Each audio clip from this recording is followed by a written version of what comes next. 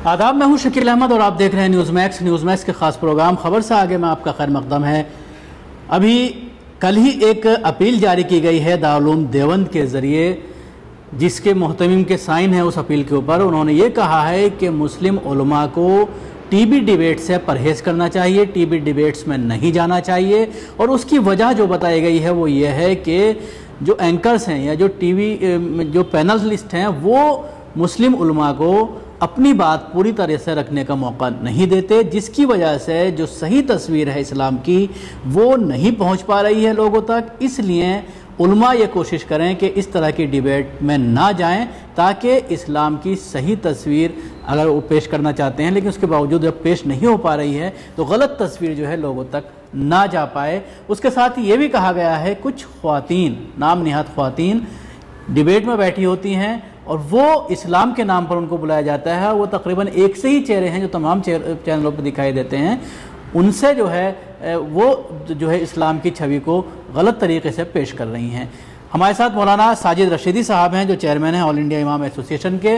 अक्सर आप इनको न्यूज़ चैनल्स पर देखते होंगे, ख़ास तौर से मुस्लिम इशूज़ पर आप तकरीबन देश के तमाम ही बड़े न्यूज़ चैनल्स में हमेशा रहते हैं, तो इसीलिए आज हमने इनको ख़ास तौर पर बुलाया है। मौलाना स्वागत है आपका। क्या कहेंगे, फर्स्ट रिएक्शन क्या है आपका इस अपील पर? देखिए, न्यूज़ चैनल्स का हमेशा से एक वतीरा रहा है। शकील साहब, आप मीडिया से जुड़े हुए आदमी हैं, आपको पता होगा कि हम जब डिबेट्स देखते थे पहले तो ऐसे लोगों को बिठा लिया जाता था और उनको मुस्लिम दानिश्वर का नाम दे दिया जाता था। और कई बार ऐसा हुआ, मैंने खुद देखा है कि वो हदीस को और कुरान को कहीं ना कहीं गलत पेश कर दिया करते थे। तो हमें एहसास होता था कि यार मुस्लिम दानिश्वर के नाम पर ये आदमी इस्लाम की गलत तस्वीर पेश कर रहा है। क्यों ना ऐसा हो कि उलमा को मैदान में आना चाहिए। तो आज मैं समझता हूँ कि कुछ उलमा मैदान में आए हैं और जहाँ तक बात यह है कि इस्लाम की सही तस्वीर पेश नहीं की जाती या रखने नहीं देते, ये किसी हद तक गलत है। क्योंकि मैं अपने बारे में कह सकता हूं कि मैं जब भी किसी के चैनल पर बैठता हूं, चाहे मुझे ज़बरदस्ती रखनी पड़े, मैं दीन की बात को, कुरान की बात को सही रख कर ही दम लेता हूं, चाहे मुझे उसके लिए जबरन उनसे कहना पड़े कि मुझे कहना है। बात अपील की है। दारुल को चाहिए कि ऐसे फर्जंद पैदा करे, बजाय इसके कि उलमा पर नकेल कसे, ऐसे फर्जंद पैदा करे और दारुल के अंदर एक ऐसा शोबा कायम किया जाए जो बाकायदा, जहाँ से मुनाजिर पैदा हों, जहाँ से ऐसे लोग पैदा हों जो इन लोगों का दंदानी शिकन जवाब दिया जा सके। मैं देखता हूँ कि दारुल देवबंद से जो भी अब फारिग हैं या जितने भी मदारिस से जो लोग फारिग हो रहे हैं, उनके अंदर दीनी सलाहियत के साथ साथ दुनियावी सलाहियत तो ज़ीरो होती है। दीनी सलाहियत तो उनमें कदरे होती है, लेकिन दुनियावी सलाहियत बिल्कुल भी नहीं होती। मैंने बहुत पहले दारुल को एक चिट्ठी लिखकर कहा था कि क्यों ना दारुल और बल्कि तमाम दीनी इदारे बच्चों की अखलाकी, दीनी, समाजी और दुनियावी तरबियत, बाकायदा तरबियत पर जोर दें। देखिए, तालीम अपनी जगह है, तरबियत अपनी जगह है। जैसे एक डॉक्टर जो है डॉक्टरी पढ़ता है, एक वकील वकालत करता है, वकालत पढ़ता है, लेकिन वो उसके बाद में हाउस जॉब करता है, बाकायदा उसकी प्रैक्टिस करता है और प्रैक्टिस करने के बाद फिर वो अपने पेशे में उतरता है। मौलवी के लिए कहीं ऐसा कोई सिस्टम नहीं है आज भी कि मौलवी फारिग होने के बाद वो बाकायदा इस काम की प्रैक्टिस करे, बाकायदा इस बात को समझने की कोशिश करे कि मैंने जो मौलवियत पढ़ी है मुझे लोगों में इसको कैसे फैलाना है, मुसलमानों तक या मुसलमानों के अलावा हमारे जो बिरादरान वतन हैं उन तक हमें दीन को कैसे ले जाना है। चूँकि एक हदीस है नबी पाक सल्लल्लाहु अलैहि वसल्लम की, उतलुबुल इल्म वलो बिस्सीन,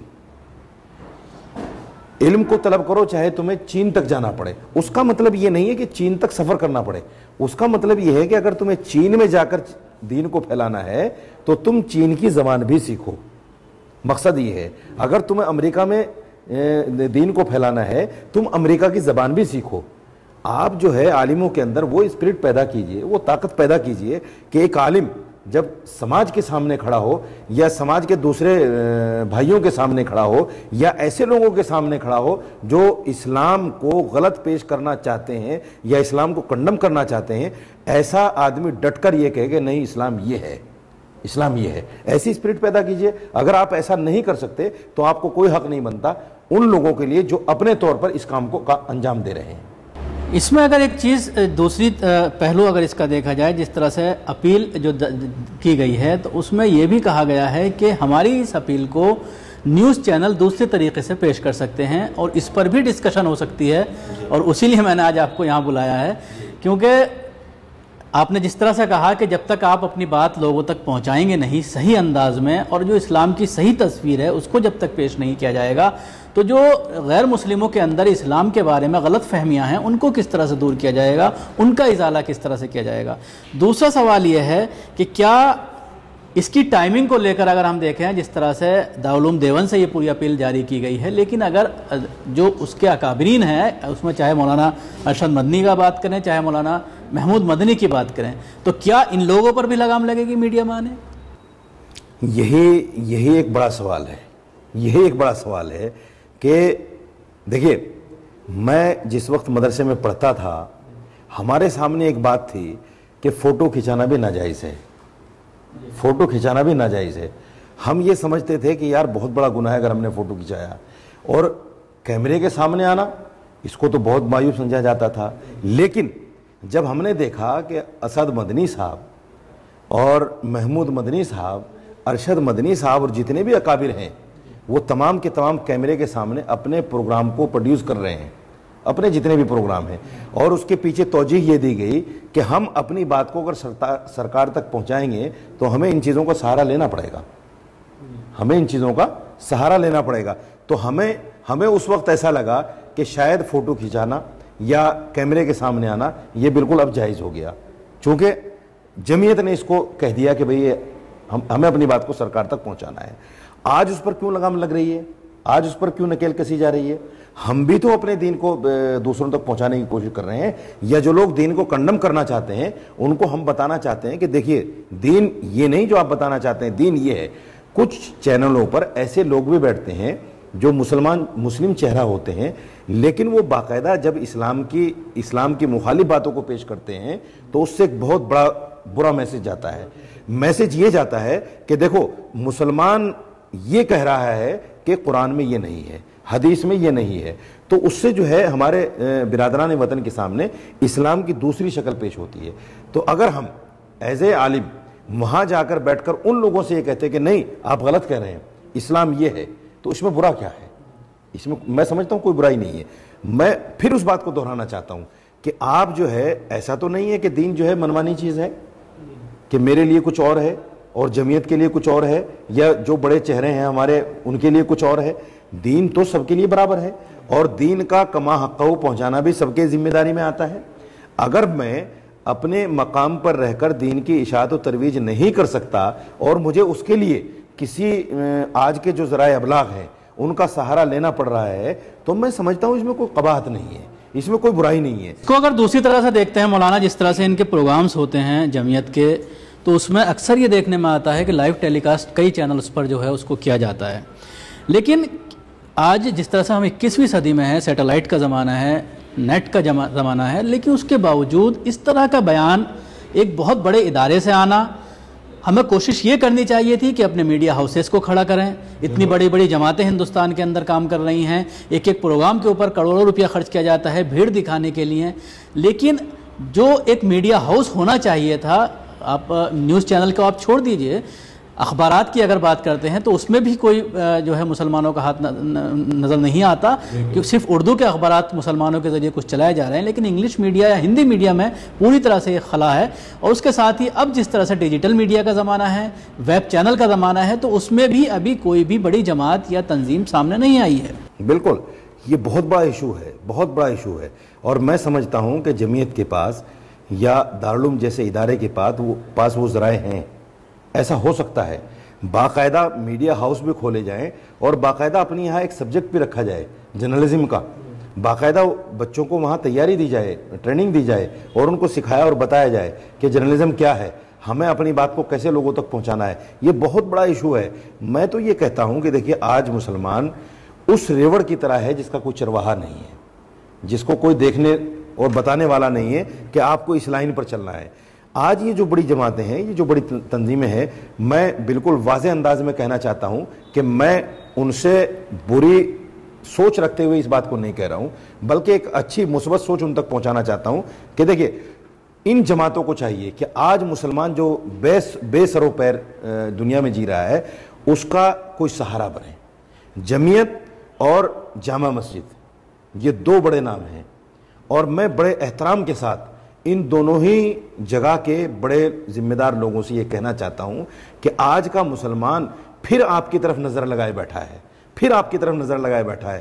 خدا کے لیے اس قوم کا سہارا بنیے، خدا کے لیے اس قوم کو اس دلدل سے نکالیے جو آج پستی کے گہرے غار میں یہ قوم گرتی جا رہی ہے، گرتی جا رہی ہے، گرتی جا رہی ہے، کوئی اس کو پوچھنے والا نہیں ہے۔ آج دیکھیے 3 طلاق کے نام ایشو کو لے کر کتنا بڑا واویلا ہے، اور جتنے بھی مسلم ایشوز ہیں، بابری مسجد کو لے کر کیا کچھ نہیں ہو رہا ہے۔ میں یہ کہنا چاہتا ہوں آپ لوگ کیوں سامنے نہیں آتے؟ آپ لوگ سامنے آئیے نا۔ یہی شکایت مسلمانوں کی اتر پردیش الیکشن کو لے کر بھی ان ساری جماعتوں سے ہے کہ ان جماعتوں کے ذریعے کوئی واضح لاہ عمل پیش نہیں کیا گیا، چاہے وہ جماعت اسلامی کی بات کریں یا جمعیت علماء ہند کی بات کریں، تو اس کو لے کر لوگوں کے اندر بے چینی تھی اور جو ووٹ تھا وہ تقریباً بٹتا ہوا نظر آیا۔ دیکھیے اس کے لیے میں RSS سے کمپیریزن کروں گا ان جماعتوں کا۔ RSS ہندوستان کی واحد وہ جماعت ہے جو اپنے مشن کو بڑی باقاعدگی کے ساتھ لے کر ہندوستان میں چل رہی ہے، اور اس کا ایک ہی مشن ہے ہندوستان میں ہندوتو کو لانا، کامن سول کوڈ اور یہاں پر جو بھی ہندو ایشوز ہیں ان کو اجاگر کرنا۔ میں جماعت سے یہ کہنا چاہتا ہوں اور جامع مسجد کے ذمہ داروں سے یہ کہنا چاہتا ہوں، شاہی امام صاحب سے بڑے احترام کے ساتھ میں، کہ کیا آج ہمارے پاس ایسی کوئی پاور، ایسی کوئی طاقت نہیں ہے کہ ہم بھی اپنا ایک ایسا سپر پاور ہاؤس تیار کریں جس کی وجہ سے مسلموں کو گائیڈ لائن دیں؟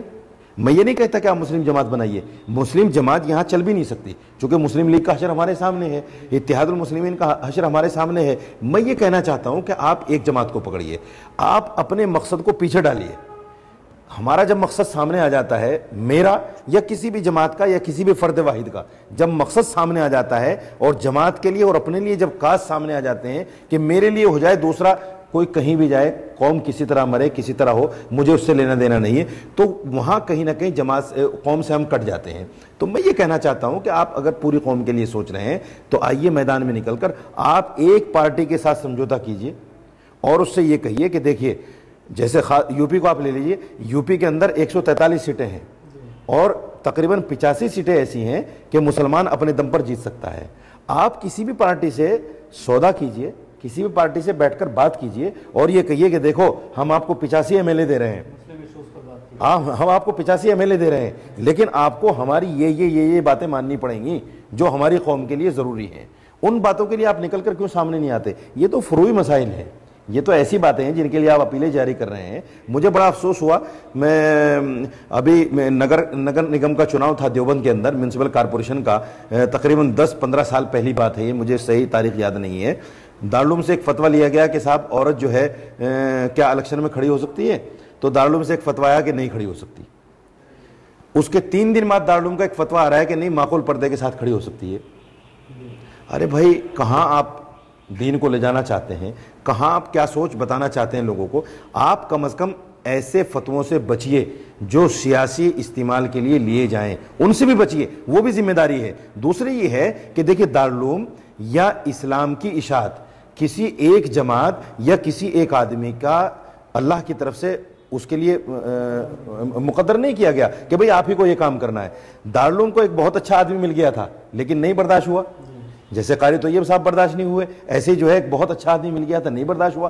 تو میں مخالفت میں نہیں جانا چاہتا، لیکن میں یہ کہنا چاہتا ہوں آپ بھی قوم کے لیے کم از کم ایسے کام کیجیے۔ مولانا جب بھی کوئی بڑا ایشو ہوتا ہے تو اس طرح کے جو بڑے علماء ہیں ان کے ذریعے کوئی کھل کر سامنے بیانات نہیں آتے، چاہے پہلو خان کا بھی حالیہ معاملہ لے لیں، اور جس طرح سے RSS جس طرح سے کام کر رہی ہے لوکل علاقے میں جا کر کے، لوکل ایریوں میں جا کر کے ایک بوتھ ایک ووٹر کے پاس پہنچ رہی ہے، اور موہن بھاگوت جب کوئی بیان دیتے ہیں تو اس کا یہ اثر ہوتا ہے کہ پوری میڈیا کی وہ سرخی بن جاتی ہے اور اس پر طرح طرح کے ریئیکشنز جو ہے آتے ہیں۔ لیکن ایک بہت بڑا ادارہ ہے دارالعلوم دیوبند، جہاں سے ہزاروں کی تعداد میں طلبہ نکلتے ہیں اور پورے ہندوستان میں قصبے قصبے میں قاسمی آپ کو دکھائی دے جائیں گے، تو ان کے ذریعے ایک نیٹ ورک نہیں بنایا جا سکتا جس کا پوری طرح سے استعمال کیا جائے اور جو اپنی چیزیں ہیں ان کو پہنچایا جائے اور جو ایک کمی ہے مسلمانوں کے اندر سیاسی بیداری کی اس کو پیدا کیا جائے؟ بالکل، میں نے جو پہلے بات آپ سے کہی تھی کہ مولوی جب فارغ ہوتا ہے وہ دنیاوی اعتبار سے اس کے سامنے کوئی جانکاری نہیں ہوتی. کیا ہمارا فرض یہ نہیں بنتا کہ مدارس کے اندر ہم ایسے ذرائع پیدا کریں کہ ہمارا جو مولوی مدرسے سے نکلے فارغ ہو کر اس کو دنیا کی پوری جانکاری ہو کہ دنیا میں کیا ہو رہا ہے اور کہاں کہاں کون کون سی سیاسی جماعتیں کس طرح سے کار فرما ہیں، کس طرح سے کام کر رہی ہیں، یا ہمیں سیاست میں اسلام کو ساتھ لے کر کیسے آگے بڑھنا ہے، یا ہمیں اپنی قوم کی سیاسی خدمات کیسے کرنی ہے. یہ بہت سارے ایشوز ہیں. میں تو یہ کہتا ہوں کہ مدارس کے اندر میڈیا سیل ہونا چاہیے، مدارس کے اندر ایسے ایشوز پر بات ہونی چاہیے. دیکھیے، دین کی اشاعت ایک بہت بڑا کام ہے، بہت بڑا کام ہے، اور میں بھی یہ کہنا چاہتا ہوں کہ دین کی اشاعت میں رخنہ اندازی نہ ہو، لیکن دین کی اشاعت کے ساتھ ساتھ اگر ہمارے میڈیا ہاؤسز ہوں اور ان کو بالکل الگ تھلگ ایک کام دے دیا جائے کہ صاحب آپ کو جو ہے اس طرح کے بیانات کا کنڈم کرنا ہے، یا اس طرح کے بیانات کا فیور کرنا ہے، یا اس طرح کی اپیلوں کو جاری کرنا ہے، یا آپ کو مسلم قوم کی رہنمائی کرنی ہے، یا الیکشن میں کیسے ہمیں کہاں کیا کرنا ہے اس کے لیے آپ کو اپیل جاری کرنی ہے، کیوں نہیں ہونا چاہیے؟